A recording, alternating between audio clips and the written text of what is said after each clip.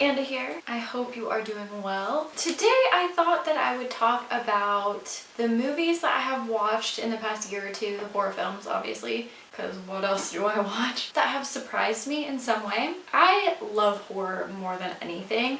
It really is kind of my entire life. I write horror. You can read or you can listen to my stories by clicking the link below. I have been writing horror stories since 3rd grade. I have been watching horror since elementary school, and I have been reading horror since elementary school. So horror has always been a huge part of my life. Where was I going with this? I swear I had a point. Oh yes, my point was that I've always been a firm believer in that any horror film that you watch, no matter how bad it is, no matter how horrible the acting or the writing or the directing or whatever it is, there's always one thing that you can take from it. Even if it's one scene or one practical effect or one line of dialogue, whatever it is that's unique from anything else you've seen before that makes you go, oh, that movie was worth that 2 hours. At least for me. I know not everybody feels that way. So these are the movies that I have watched in the past year or so that really surprised me. By the way, I don't know what this is. We're just gonna leave her there. And I'm not picking movies that were unique or that I saw the trailer for and I was like, oh, I'm really excited to see that.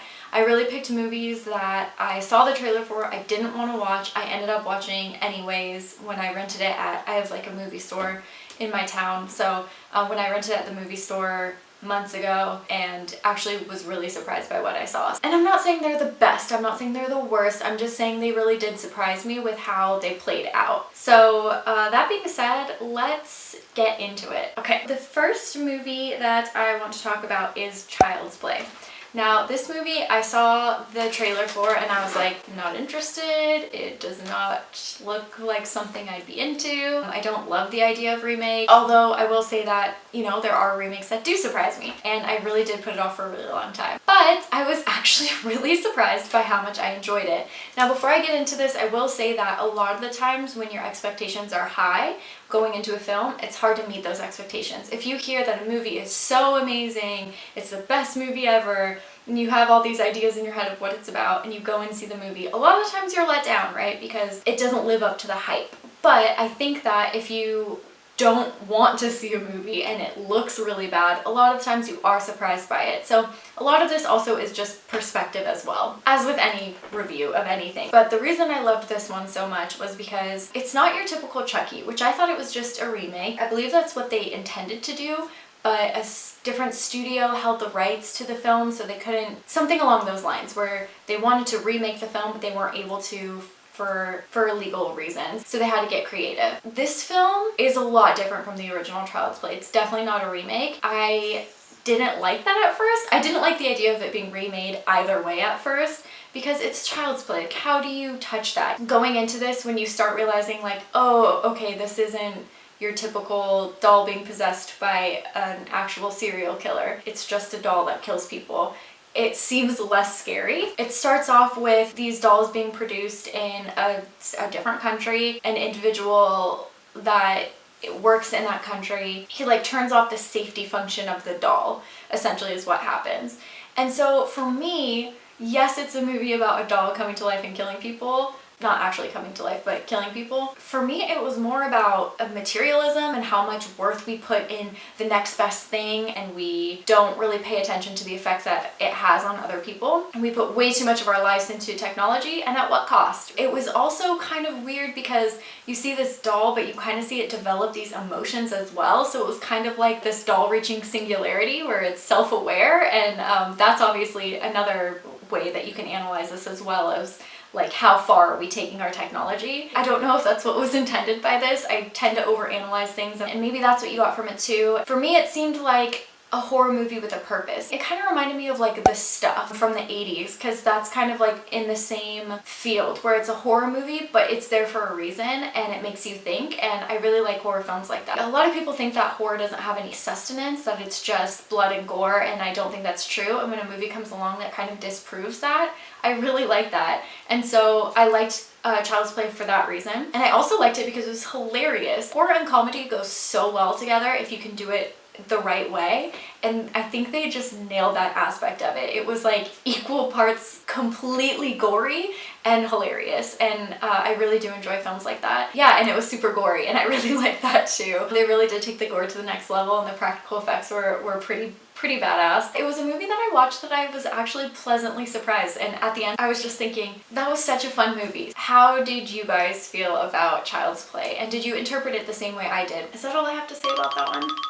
I think so. The next movie that really surprised me was Crawl. So this was another one that I saw that I was just like, doesn't really look like a movie that I like, which is surprising because Lake Placid was one of my favorite horror movies when I was a kid. I actually haven't seen that in a really long time. I should rent that. And sometimes, like I said, I am too harsh and I see a preview for a film and I'm like, and I just disregard it too quickly. But that being said, a lot of horror movies did come out last year. So we did have a pretty good selection of horror like every month or two. So I really did kind of put aside the movies that didn't really pique my interest immediately, and Crawl was one of those movies. So Crawl is a movie about a young girl who goes to try to get her dad out of a hurricane. She finds him trapped in the basement with alligators. The reason I liked this one so much is I mean, I'm not an animal expert, I don't know much about alligators, but it seemed pretty realistic. One scene in particular I'm thinking of where there's an alligator swimming and the girl is like below the alligator looking up, and she kind of lets these yeah, I broke a nail. I got this shit going on, I'm a mess. My shirt's all wrinkled. Things are getting weird. So she's like under the crocodile looking up, and then she lets these air bubbles up and they kind of like hit the bottom of the alligator, and then the alligator knows that there's a predator underneath it. So I don't know if that's how alligators hunt, but it's those little details that make me think that somebody put in a lot of work to get to that point in the film. That could be completely made up. I have no idea, but it seems like a realistic thing. It seems like something that would happen. If an alligator's swimming and it feels, you know, the air bubbles, it knows something's breathing below it. I don't know. I also thought maybe I'm just stupid. Well, yeah, probably. But I just wasn't under the impression that you could buy a house on a lake and have a sign that just said like, hey, alligators out back to eat your ass. Not eat your ass.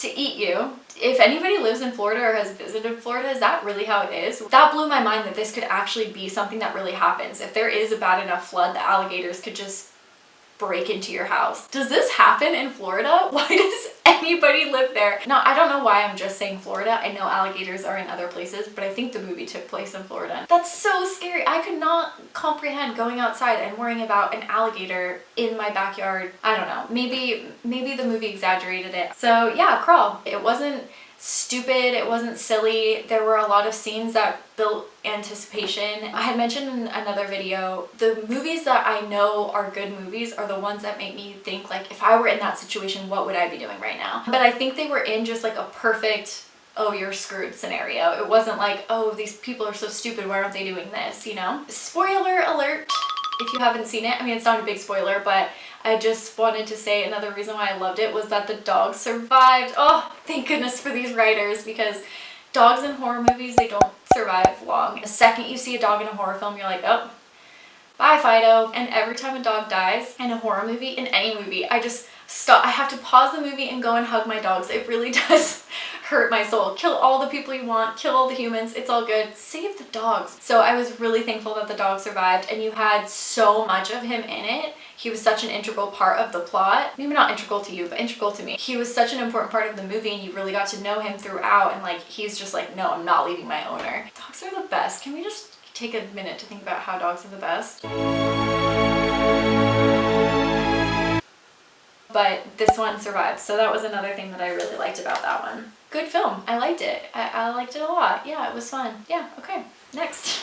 Okay, another film that really surprised me were Scary Stories to Tell in the Dark. I never read it as a kid. I never knew it existed until adulthood. When I saw the previews, I was not that excited for it. Ugh, maybe I'm gonna get shunned for saying this. It seemed a little campy from the previews, and I think that that's safe to say, because there were some scenes in the previews where you're just like, I don't know. I don't know how this would end up being creepy. I watched it and I was so surprised at how fun it was. It was so fun. I really enjoyed it. I really liked the kind of the different tales in it all kind of intertwined together. I liked the main story of them being locked inside the house and trying to like solve the puzzle of what happened to the girl that had lived there before, the one that ended up writing the stories. I don't know, it all came full circle and I thought that it was really well done. I thought each of the stories was really fun and I'm really excited to read the books. I think it'll be like a fun, creepy read. The next movie that surprised me was Escape Room. This movie is about an escape room. I really enjoy escape rooms and I always have such a good time doing them.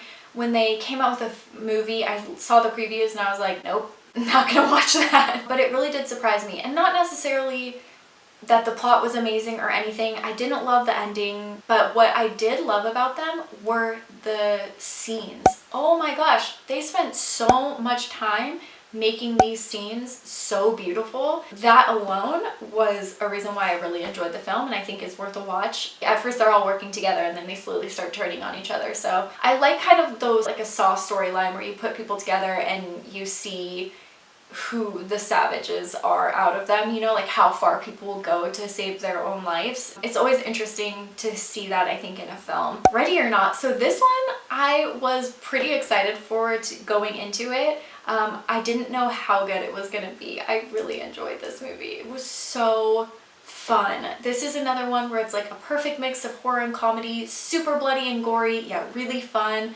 It's about a woman who marries into a family and they have to pick a game to play out of this box and they have to do whatever it is. So sometimes it's not a big deal, sometimes it ends in hide and seek, which the family has to hunt down the bride and kill her. But there's a lot more to it and the characters are so awesome and so fun, and you know, that's kind of another one of like pushing people to see how far they'll go to survive. If you haven't seen it, you've got to see it. It's really fun. That actress, I don't know her name off the top of my head. She's really fun. She's in a lot of good movies.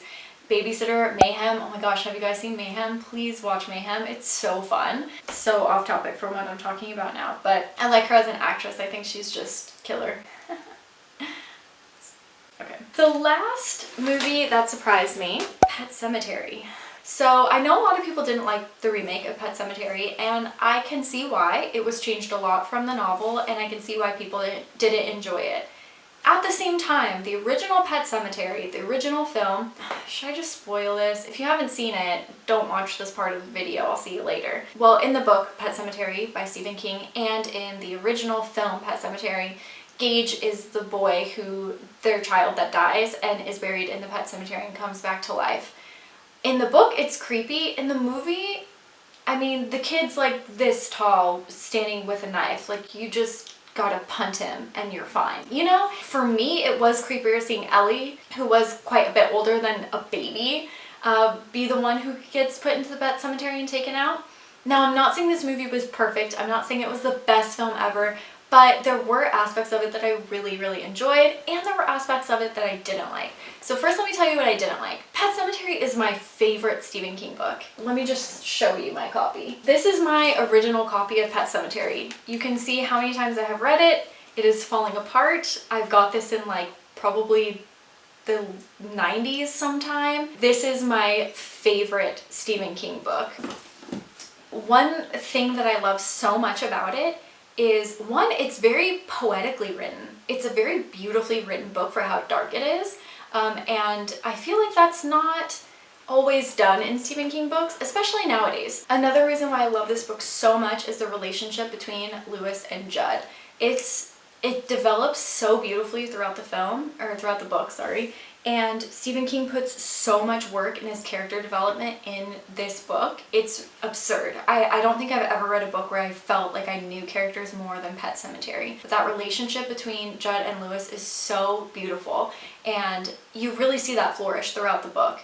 In the movie, in the remake especially, that is not there at all. Judd is a lot more abrasive.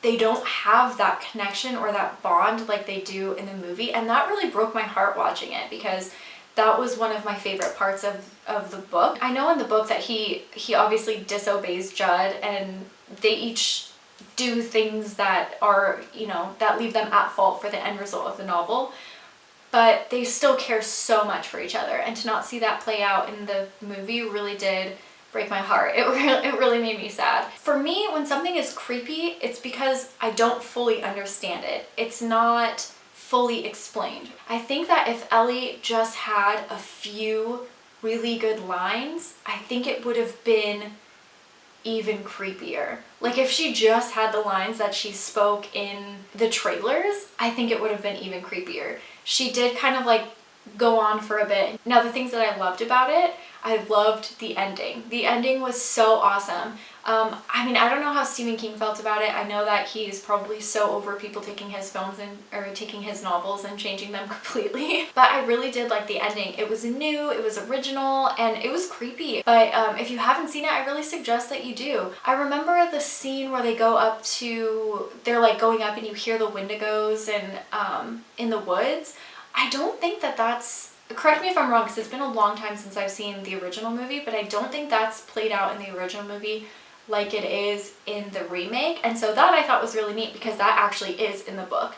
So, you know, it's kind of like a give or take where you lose some things here and you pick something up, some other things up. Those are 6 movies that really surprised me the last year or so. So I think from now on, I'm definitely more open to watching horror, even if it doesn't look like the best movie in the world. In this day and age, where everything's been done over and over again, it's hard to be original, but there still are a lot of original aspects even in remakes. So maybe you can leave me a comment and tell me what movies that you've seen recently that have really surprised you. I think that's about it. Thank you so much for watching and I will see you guys next time. Bye!